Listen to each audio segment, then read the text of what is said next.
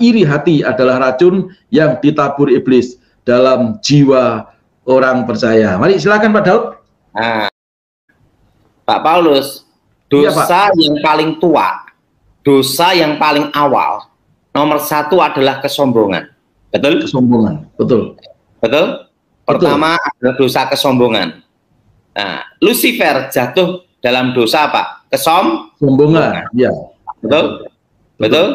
Betul. Nah, dan setelah itu dosa paling tua nomor satu kesombongan. Dosa yang setelah kesombongan adalah yang kedua adalah apa? Iri hati. Iri hati. Nah, iri hati. Ingat, itu temannya Pak Daud ya? Ya, dosa yang paling awal, dosa yang paling tua adalah kesombongan. Setelah kesombongan adalah yang kedua, iri hati. Iri hati. Ya. Ingat, setelah Adam dan Hawa diusir dari Taman Eden, mereka punya anak namanya Kain dan Habil. Habil, ya. Nah, Kain membunuh Habil karena apa? Iri hati. Iri hati. Berarti ingat, dosa nomor satu kesombongan, dosa nomor dua adalah apa? Iri hati. Ya. Karena apa? Persembahan Kain diterima Tuhan. Persembahan Habil diterima Tuhan. Persembahan Kain ditolak Tuhan. Betul? Betul. Karena persembahan Kain ditolak Tuhan dan persembahan Habil diterima Tuhan, Kain iri hati membunuh Habil. Jadi ingat, dosa yang paling awal itu apa? Kesombongan. Sombong. Kedua apa? Iri hati. Iri hati. Ya. Karena iri hati terjadi yang ketiga, pembunuhan. Nah, jadi saya catat dulu ya. Lanjutkan lagi Pak Daud. Ya, saya sambil mencatat. Seperti manusia Adam dan Hawa jatuh dalam dosa. Ingat, ingin menjadi Tuhan, betul? Ya. Digoda iblis. Ya. Nah, itu apa? Kesombongan. Betul? Betul. Lucifer ingin jadi Tuhan, betul? Betul. Nah, setelah diusir dari Taman Eden, yang kedua, dosa kedua apa? Iri hati. Iri hati. Kain dan Habil. Persembahan Kain ditolak. Ingat itu. Persembahan Kain ditolak, persembahan Habil diterima Tuhan. Dari iri hati itulah terjadi perpecahan dan pembunuhan. Ya. Nah, jadi pembunuhan itu dosa ketiga. Oke. Jadi dosa yang paling awal itu apa? Kesombongan.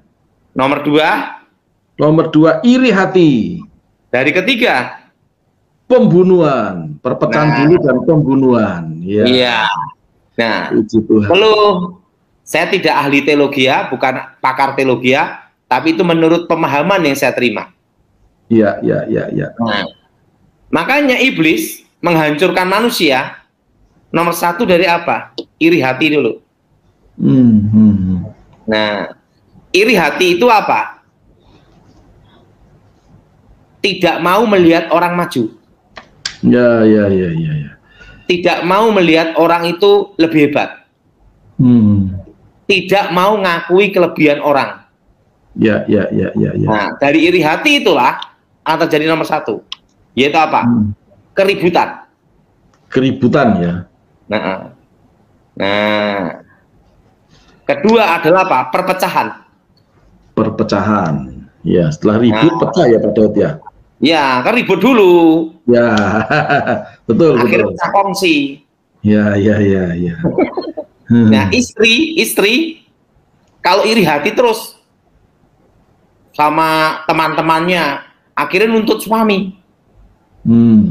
Ribut. Akhirnya apa? Pusing kepala, pecah, betul? Ya. Makanya jadi istri itu tidak boleh banyak nuntut. Gitu ya. Jadi harus nurut ya Pak Daud ya. Ya imbang lah. Nah, kalau nurut terus tetapi tanpa berhikmat namanya goblok. Kan istri itu bukan hanya nurut, memberi pertimbangan. Wong namanya aja dia penolong, bukan perongrong. Ya, apalagi Betul? pengarong ya. Arti tunduk di sini ingat memberi apa? Menghormati suami. Ya. Tapi kalau disuruh suaminya berbuat dosa, masa nurut? Ya, enggak, ya. Tidak boleh. Harus apa? Ngasih Ngasih pertimbangan. Ya. Maka Nah, kita kalau misalnya orang yang tadi kan dosa yang pertama sombong atau kesombongan, lalu iri hati terjadi perpecahan dan pembunuhan ya. Nah, iri hati ini kan sering juga menyebabkan orang sakit ya Pak, jadi sakit gitu ya. Oh, jadi itu adalah benih yang diberikan setan, sehingga orang kalau iri hati jadi akar pahit, dendam, kecewa. Ya. Nah, itu penyebab banyak penyakit. Jadi bukan kalau terlalu dongkol, susah tidur. Susah tidur ya. Jadi sarno, sarape keno. Dongkolnya di sini Pak, jadi kelihatan gede itu di sini. Nah, betul? Betul? Ya, betul. Jadi iri hati itu adalah iblis yang memberikan benih ilalang itu. Nah, makanya kita ini sebagai orang percaya tidak boleh iri hati. Ya. Jadi kalau kita jadi istri, tunduk. Arti tunduk ini menghormati, betul? Ya. Tapi menghormati di sini, kalau disuruh buat dosa kan tidak mungkin ikut dosa, betul? Ya. Tetapi apa? Memberi apa? Pertimbangan. Maka disebut penolong. Betul. Menurut Pak Paulus gimana? Sangat setuju Pak, ya, karena istri itu sebagai penolong bagi suami diambil dari tulang rusuk, bukan tulang rusak ya. Jadi tulang rusuk ya, itu bukan tulang kaki. Ya, betul. Dan juga bukan tulang punggung ya. Nah Pak Daud, saya ingat satu ayat Pak Daud. Ini ayatnya ini ada dalam Amsal nih, bunyinya begini nih. Ya, Amsal 14 ayat 30. Hati yang tenang menyegarkan tubuh, tetapi iri hati membusukkan tulang. Ini ada hubungannya apa Pak? Kalau ayat ini dihubungkan dengan sakit penyakit yang sedikit-sedikit, wah ini seperti kena santet. Itu kayak saya dimantrai, diguna-guna. Ya, gimana menurut Pak Daud nih? Orang iri hati itu pasti kan hatinya panas. Ya. Ingin menunjukkan kelebihan. Ya. Ribut. Ya. Nah, itu sama dengan unsur api kegelapan. Makanya orang yang iri hati menimbulkan apa? Hati panas. Menimbulkan hati panas ya. Hati dendam. Hati akar kecewa. Pahit. Ya, akar pahit ya Pak. Jadinya akar pahit. Karena tidak mau mengakui kelebihan seseorang. Ya. Ada satu pelajaran yang saya terima dari kakek saya. Kalau kamu ingin menjadi terhebat, belajarlah dari lawanmu dan akuilah lawanmu. Maksudnya gimana nih? Maksudnya gimana nih? Bingung saya Pak. Belajarlah dari lawanmu dan akuilah lawanmu. Disitulah kamu punya semangat untuk melatih supaya kamu minimal seperti dia, bahkan melebihi dia. Nah, ya. Ingat, kalau lawan kita hebat, justru itu adalah guru yang terbaik. Kenapa guru yang terbaik? Secara otomatis kita belajar kenapa dia bisa hebat. Jadi lawan itu jangan membuat kita iri hati. Kita punya lawan bisnis, jangan membuat kita iri hati. Kita harus belajar kenapa dia bisa hebat. Iya. Jadi bukan kalau tetangganya bisnisnya rame lalu disantet gitu enggak ya Pak ya? Nggak boleh. Tidak boleh. Itu iri hati namanya. Iri hati. Tapi seorang yang bijak akan belajar kenapa orang itu bisa hebat. Pertama dari manajemennya, kedua dari marketingnya, ketiga dari kemasannya, keempat dari kualitasnya. Betul? Ya. Makanya kakek saya ngomong, lawan terhebat adalah guru yang terbaik. Lawan terhebat adalah guru yang terbaik. Wah, ini besok masuk quote Pak ini Pak. Pastor Fendi tolong dicatat ya, lawan terhebat adalah guru yang terbaik. Pastor Daud Tony. Wah, dahsyat. Jadi, nah, gini Pak Daud, Makanya Pak Paulus, ya, kakek saya mengajarkan saya, kalau kamu ingin menjadi terhebat, harus punya lawan yang terhebat. Dan kamu pelajari kenapa lawan bisa lebih hebat dari kamu. Dan kamu tekunin, dan otomatis minimal, ingat minimal, kamu sehebat dia. Kalau mau kau pelajari. Jadi kalau kita punya lawan bisnis, kita punya lawan bicara, jangan kita dendam, jangan kita iri hati, jangan kita kecewa. Justru pelajari kenapa dia hebat. Kenalilah musuhmu. Nah, Pak Paulus cocok enggak?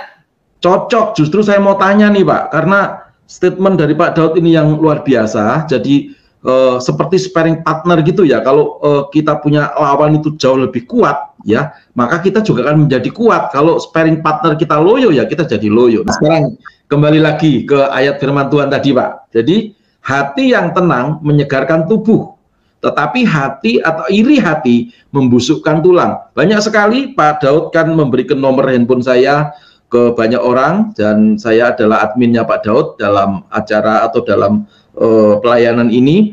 Seringkali saya identifikasi begini, orang itu tidak kena setan, orang itu tidak kena santet, orang itu tidak kena mantra-mantra, tapi karena sakit hati menyebabkan orang itu menjadi kanker, jadi meom, ya, lalu sakit mah, lalu sakit liver dan seterusnya. Gimana menurut Pak Daud Tony? Karena gini, iri hati itu adalah benih setan untuk menyebabkan sakit penyakit. Dan yang kedua, itu disebut api kegelapan untuk jalan setan masuk mengendalikan seseorang. Ingat, Saul dimulai dari apa? Benci dengan Daud dari apa? Iri hati. Iri hati, ya. Padahal Daud tidak berbuat apa-apa. Iya. Karena orang yang iri hati, semua pikirannya adalah negatif. Dan kalau orang panas hati dan sakit hati, ingat, daya tahan tubuh, imun tubuh drop. Nah, tapi kalau hati gembira, imun badan kita akan tambah kuat, gitu. Nah, makanya dalam hidup ini Pak Paulus ya, perpecahan dalam keluarga itu dimulai dari apa? Iri hati. Karena itu benih iblis. Ingat, nomor satu apa? Kesombongan. Kedua apa? Iri hati. Ingat, Kain pertama apa? Iri. Sehingga terjadi apa? Perpecahan, pembunuhan. Nah, itu dosa kedua setelah kesombongan. Akibat iri hati terjadi yang ketiga, pembunuhan. Kain membunuh Habil, betul? Persembahan Kain ditolak, persembahan Habil diterima sama Tuhan, betul? Nah, gimana Pak Paulus? Setuju? Setuju. Oke Pak Daud, kita sudah mendapatkan poinnya. Jadi termasuk tadi seperti ayat di dalam Amsal 14 ayat yang ke-30. Jadi hati yang gembira itu tenang, itu tubuhnya pasti berseri-seri. Seperti Pak Daud Tony, kita lihat wajahnya berseri-seri. Saya dari Solo ini. Dari Solo langsung ya. Ke Jakarta jalan darat. Wow, setir sendiri? Enggak ya? Ya, sama teman. Oke. Ingat Pak Paulus, nikmatnya hidup itu ada dua. Nikmatnya hidup ada dua. Yang pertama, makan dan tidur. Dua. Begitu ya? Setuju? Setuju. Dan orang yang iri hati tidak bisa menikmati itu. Begitu ya? Karena hatinya tidak gembira, itu benih iblis. Makanya belajarlah gimana supaya kita tidak terima benih iblis itu. Kita kembali ke Alkitab, jangan iri hati. Kedua, nikmati. Betul. Jangan iri hati. Dua, nikmati hidupmu. Wah, luar biasa. Dan yang ketiga ada lagi. Apa tuh yang ketiga? Apa yang ada dalam hidup kita, tekuni. Tekuni apa yang ada dalam hidup, berarti talenta ini ya, talenta atau kebisaan atau pekerjaan apa ditekuni ya. Iya. Ya. Tapi kebanyakan tidur gimana, Pak? Nah, tidak boleh. Tidur itu harus ada aturannya. Ya. Kalau hanya tidur terus, lamanya repotnya selamanya. Nggak bangun-bangun. Betul? Oke, Pak Daud, kita sudah dapat poin-poinnya juga. Jadi kita harus bisa menikmati hidup ya. Dan nikmatnya hidup hanya ada dua menurut versi Pak Daud Tony, dan saya aminkan. 1, tidur. 2, makan. Nah, haleluya, puji Tuhan. Nah, ingat, Pak Daud, guru yang terbaik adalah guru yang terbaik adalah lawan terhebat. Guru yang terbaik adalah lawan terhebat. Karena dia akan melatih kita secara tidak langsung ya.